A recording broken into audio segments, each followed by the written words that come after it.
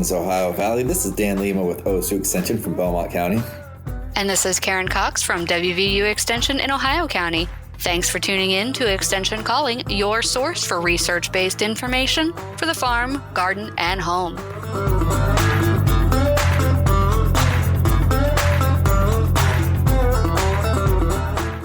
Welcome back. Happy post-Thanksgiving. Happy post-Thanksgiving. Hopefully everyone has gotten enough sleep to sleep off that tryptophan. Yeah. Turkey, the tryptophan, the starches. Oh yeah, everything. It's all designed to make you just sleep. Yeah. I think if we had multiple Thanksgiving a year, it'd be dangerous. Oh, for sure. Yeah, and we wanted to give a shout out to all of those who took the time and effort to buy a locally produced turkey this year and support a local farm with their Thanksgiving dinner. So thanks to all out there who did that. Those farmers who were helping to grow that animal are very thankful, and you're supporting your local economy. So thanks for doing that. That's true. It's always good to buy as local as you can, and you can't get everything local, but when you're able to contribute to that local economy, when you're able to help out the farmers and build that relationship, it just makes I just think even the aspect of eating the food that was produced locally just makes it taste better, makes you feel better. It almost feels more culturally significant, you know? Well, yeah, especially when you're looking at a holiday meal, which is a splurge anyway, and to be able to say that you took your holiday to someone else's house is basically what you're doing when you're purchasing a local turkey. Or a local ham for those of you who don't like turkey. I know there's some of you out there, and that's okay. I don't agree, but my son does. But yeah, just buying anything you can locally, potatoes, turkeys, whatever you have on your table, odds are pretty good that there is a local producer around you that can provide it.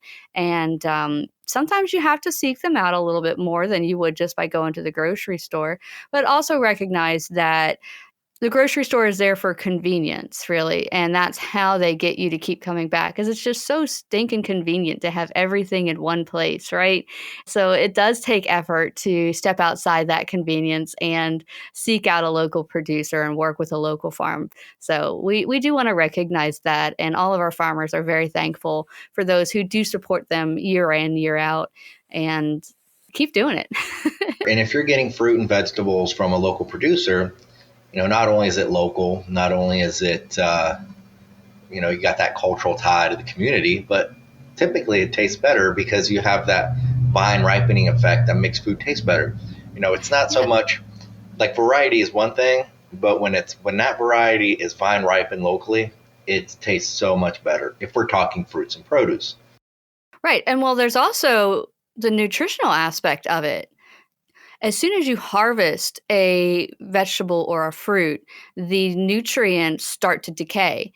So the longer it sits in a truck or in a shelf or in a refrigerator, the fewer nutrients it has. So if you're buying local, you're eating it sooner than you would if you were buying it from, on the other side of the country, having it shipped over to you in a grocery store. Then those nutrients have time to decay. And so, 24, 48, 36 hours, you're losing a whole lot of nutrients from that food. So you can actually eat healthier just by eating local. That's right. Whether it's conventional or organic, what we've found is locally produced food is really what tastes better.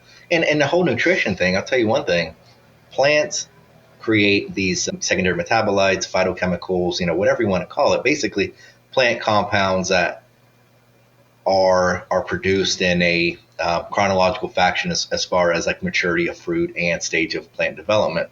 So when you're having something ripen on the plant itself, certain things are produced, like flavor, color, and that usually corresponds with vitamins and antioxidants and these things as well, because the plant wants to make sure that fruit is going to stay intact and, I want to say, conserved in a way that it's attractive to the animal. So, there's that coloration, there's smells, taste, but also it's sequential, like it's chronological. So if you pull that apple too early, as an example, the plant doesn't get to that point and you don't have those flavors.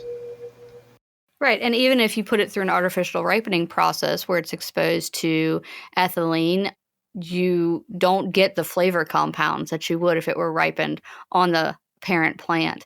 But even lettuces, where you're not trying to eat the fruit of that crop, you're eating the leaves of it, they're still going to have more nutrient value and more flavor when you eat them sooner.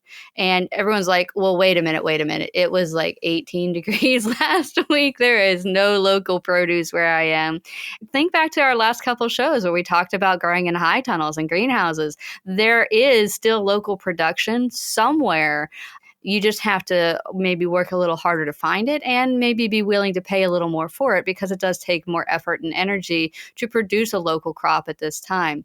But let me tell you, if the farmers know the market is there and that you're willing to still buy it in the wintertime, they'll still grow it in the wintertime. One of my farmers really struggles because he grows really great food for most of the year, but come the end of September, people don't want to buy local anymore. The market just drops off because they assume he doesn't have any produce, but he still does. And he's like, well, how do I get rid of this now? People aren't coming to my farm to get this anymore. So you really have to call your local farm, be like, hey, do you still have produce? And let them know you're interested. If they do decide to produce later in the year, let them know you're interested, you'd like to buy it, but also actually follow through with it. If you've told them you want to, and then they go through the trouble of planting it later and growing it in this more harsh condition, they really need to make sure that that is getting sold. So Right. don't back out. Well, it is a little bit difficult too, because a lot of times when we go to these produce auctions, we go to these farmers markets, and they're seasonal. So once you're past the season, you don't typically go. But that you're right. If you have that relationship with that certain farmer that utilizes row covers, plastics, high tunnels, low tunnels, greenhouses, whatever it is, then you can maintain that local food production essentially year round, especially if we're talking leafy greens. Yeah, and also there are more local food market grocery store type places where it's an indoor farmers market. And if you have an indoor farmers market, and I think we have like 4 or 5 of them in West Virginia, if you have an indoor farmers market, then they're going to be able to stay open longer as long as they can get produce to sell or meats to sell. Meats are something that are you harvest the animal and you put it in the freezer. So meat's something that you can pretty much find year round in West Virginia. Eggs are going to drop off, but we still have a lot of eggs. So don't think that, just because it's winter, we're not going to have this production. Farms don't sleep. They don't go on vacation. So it's really important that we continue to support them all year round, even in these cold winter months. Yeah, and chickens and turkeys have that feather, or those feathers, and those feathers are actually one of the best insulations that nature has created. Oh yeah. Yeah, down is incredible, and feathers too. So they used to use it to insulate a whole lot more than we do now. But those natural fibers, they can't be beat. I mean, I know there's a lot of people who are, huge synthetic fiber fans because, they don't hold moisture and things like that. But if you can do the natural fiber, it's really rare. That being an agriculture commodity is one thing, but just what I was getting at is, these birds, egg production, broilers, chicken, turkeys, this is all year round agriculture. These guys, they survive the winter. Oh yeah, definitely. So we've so derailed the show. I mean, we were. I mean, I know it's not obvious, but we didn't really plan on going this long about farmers markets and buying local. But I'm glad we did. That's always a great topic to talk about. But one of the things that we were discussing before we started recording today was that disease that threatened poultry production all over the U.S. that also had an impact in this Thanksgiving. Definitely, yeah.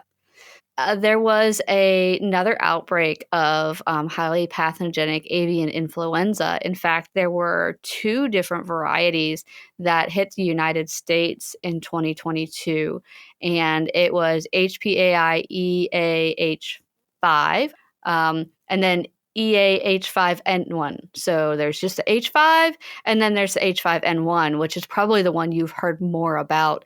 But it affects wild birds, which then don't have any symptoms. They're symptomless carriers, and they kind of fly around the country, right? Because that's what birds do.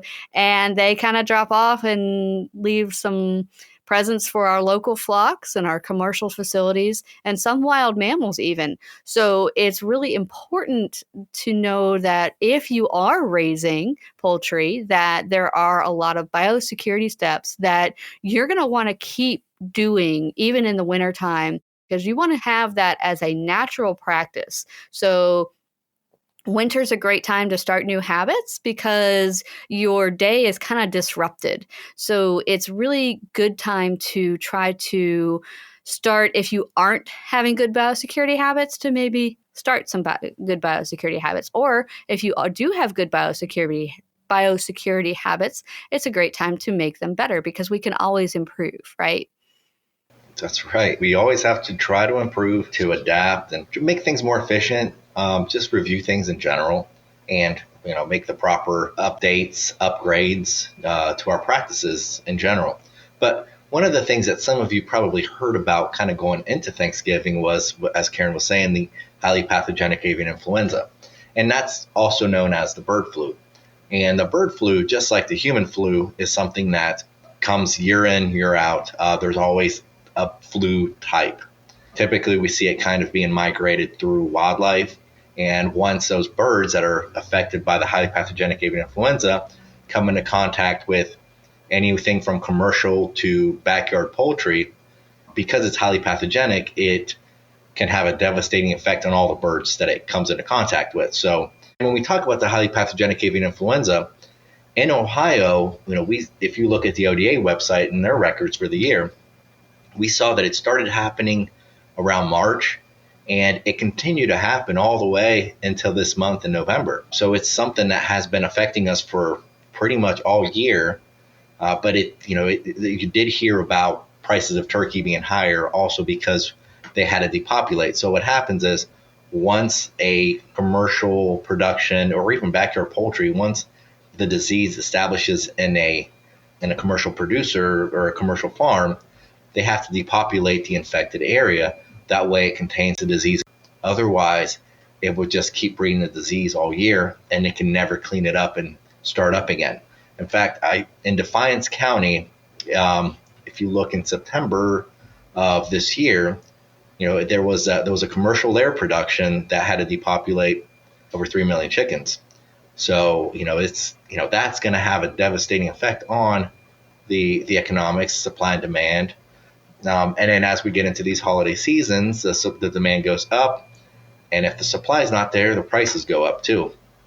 But because of these things, what we find in both commercial and a lot of backyard poultry are safeguards to keep these diseases from affecting our flock.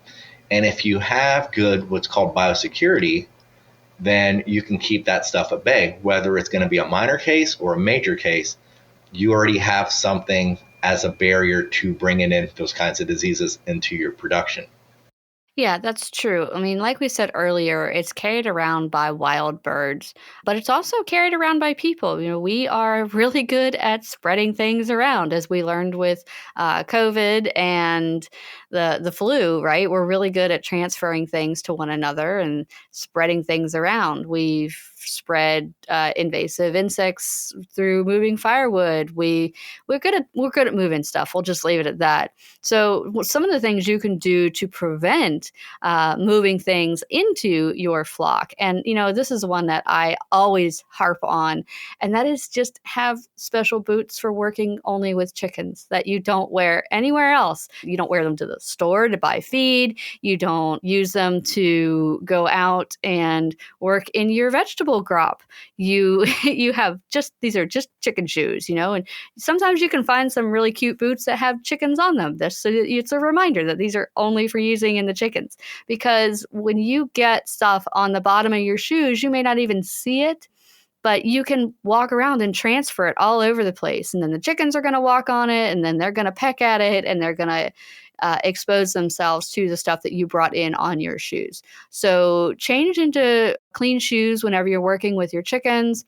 Don't wear them anywhere else. And if you don't have a special pair of boots, you can get boot covers that are disposable if that's the way you want to go. And that's quick and easy, and maybe have some on hand in case. Yeah, that is a great one. And, we talk about our boots, but just prevent contact with wild birds and waterfowl in general. And that includes equipment. So if you're bringing in feed, like through your tractor, through a wheelbarrow, whatever it is, understand it's not just the boots that can carry these diseases, but our vehicles, our equipment, our clothes. Yeah, our hands. Yeah, awareness is really the key there. We're not saying you have to completely strip down and change every time you go in and out. But that is another level of biosecurity. Now, if you're in a commercial facility, odds are that you're already doing that. That's true. You have coveralls that you wear inside the poultry house that way your exterior clothing never even comes into contact. So these are things that commercial poultry growers are already doing. And so our comment is more towards the backyard farmer trying to make some changes on the farm. Yeah. All right. So we were talking about preventing contact with water birds and waterfowl, because that was kind of the main way that this avian influenza spreads, or this bird flu spreads into our commercial and backyard productions. But also, especially those in the backyard production side of things, keep visitors to a minimum. Because where you've been, what you're typically handling. Visitors might not be aware of these biosecurity measures. They might not even be aware of how avian influenza affects a flock in general. So try this, and if you try to, in commercial productions, you see it's protocol. It's just the way they do business, because you're talking about millions of birds. Mm-hmm. Visitors can't come, they can't go in and out. It's a very controlled environment, because this isn't the only disease that affects poultry. It's very hard in the commercial side of things to go in and out. And what we also find is that these birds are grown indoors. Indoors is a great way to keep birds and waterfowl away from your commercial production. So that's why we see that. I know at times, I think people get the misconception that commercial poultry producers are hiding things from them when they don't want the public to see, but it's really it's a biosecurity measure to make sure that we have enough product for the consumer. Right. Yes, that's very true. And even if you look at high quantity commercial indoor lettuce production, you have to do the same things. They have coveralls, special boots. You have to go through a decontamination zone, maybe. That's not the right thing, because you're not being sprayed down or anything, but a biosecurity transition zone, where you have to do certain steps. Yeah. And that way you're not bringing any plant diseases in, because if it were to get out and spread, it would damage all of their crop in that warehouse. So it's the same thing with poultry producers. You want to make sure that you're protecting the animals. And so they go through and they don't let people come in. It's not a place you get to go on tour. But it's really important. And even when I got to go out and visit our production farm at WVU and see our poultry production there, it's not as locked down as a larger facility because we don't have a million birds, but there's still protocols. You have to clean your shoes before you go in, make sure your hands are clean. And so it's very important to make sure that those birds aren't exposed to what you may have at home. And this goes for any animal, really. You're talking livestock production. You're talking about things that are susceptible to disease. And if you're going out and bringing disease home to your farm, then you're going to have problems. And so and trucks and tractors are really big parts of that, because odds are you take your truck multiple places. You take your truck to you pull your cattle trailer to the butcher. You load the back of your truck with poultry crates to go to a poultry processing center. And those tires, well, they're driving through everything. And so odds are pretty great that at some point in time you drove through some poo. So you're going to want to make sure you have proper steps to clean your vehicle, and even wildlife feces. If you're in an area let's say you have a farm pond, well, that means you probably have farm geese, even if you don't want them. And if you're going through the goose poop, then that again is a wild bird, and it can carry diseases that can affect your domesticated birds. Exactly.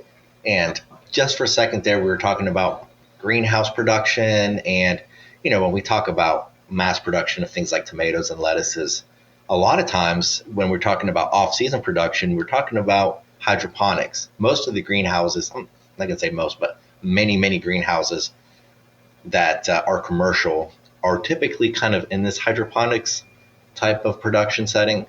Oh, yeah.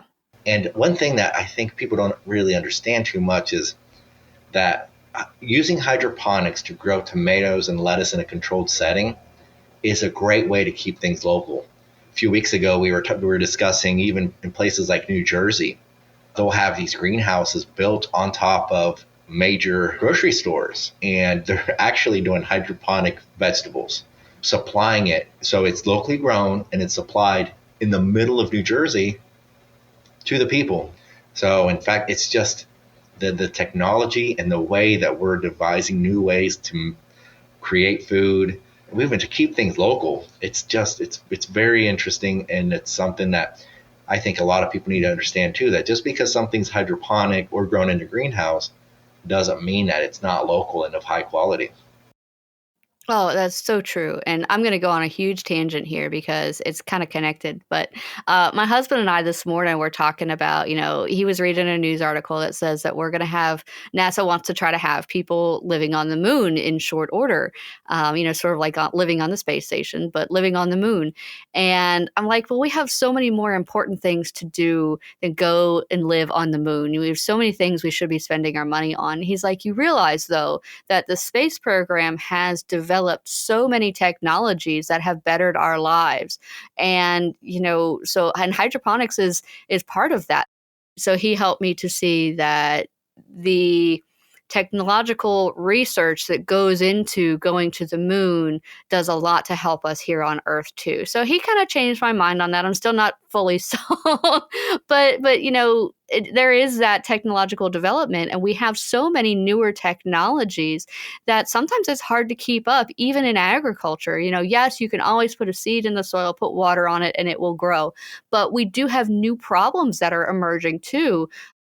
We have herbicide resistant weeds. We have different climate conditions that we're trying to adapt to. And so trying to do the same old style of agriculture with these new problems and these new threats, we do need some new technologies to help us. And so seeing how agriculture is changing with the new technologies we're developing to help fight the new threats that we're experiencing, there is a lot to absorb, which I think is why it's so great that through Extension we have such a wide network of experts, because I obviously do not know everything. And so it's nice to know that if someone calls me with a question that I don't have an answer to, that I can contact my other internal resources. And I'm not talking about just West Virginia. Extension is a huge family all across the country, and we share all of our research publicly. And so being able to find another agent or another specialist from even my institution or another institution allows us to meet the needs of our farmers everywhere. Well, I just wanted to touch on another point. You're talking about the space program and technology that has developed food and agriculture, because we have to eat in space. But a big thing in NASA and space travel is water usage and minimizing water waste. Yeah. Water waste, human waste, recycling these things. We talk about what applications can you have in real-time problems. Well, we do have a water shortage, maybe not here, but not too far globally, there's a water shortage, especially clean water, potable water. Yeah. And a lot of places that have never had a water shortage before now have one and are trying to manage around that. Yeah. So my point is, we are addressing the means for space travel by addressing these issues that honestly are extremely important and relevant right now with the problems that we're having. Nutrient loss, waste management, those are all topics that have always been a problem. And the more technology that we get, I guess one example with hydroponics is something similar to hydroponics, but actually uses less water, is aeroponics. And aeroponics is growing things with soilless media, but it actually conserves more water than hydroponics. So, this technology just keeps improving. And what we're seeing major impacts in agriculture, both locally and globally, because now, like I was with the example in New Jersey, you put a nice big greenhouse that's producing some really good vegetables on top of a grocery store. And now people in New Jersey are eating local just by going to this grocery store. Of course, that's in a large city, and large cities and small cities are going to do agricultural business differently. But it's just amazing how, we talk about the importance of eating locally. It's not just the image that you get in a small family farm like in your county. Hydroponics is taking a really good position in that local food source as well.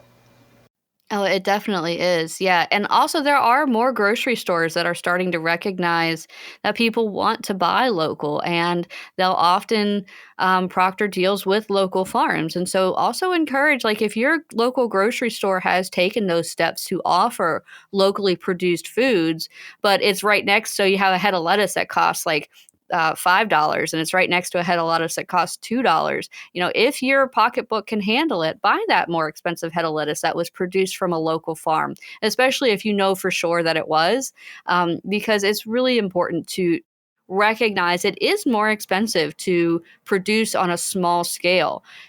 But at the same time, that farm is in your community, and every dollar you spend locally is going to come back into your community. I think it was 20 times. You buy something local, then that person who lives locally spends the money you gave them locally, and it just keeps rolling into those types of community development opportunities. So, I guess, like, we are in the holiday shopping season, so we'll plug our local other businesses, not just ag businesses, but your other businesses. Now, granted, a nice maple syrup basket's a lovely gift for Christmas, so that's an ag product there too.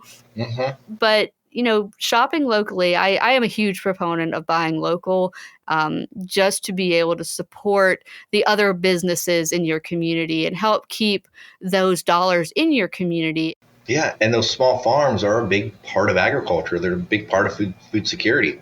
They are too. Because we're talking about biosecurity in general.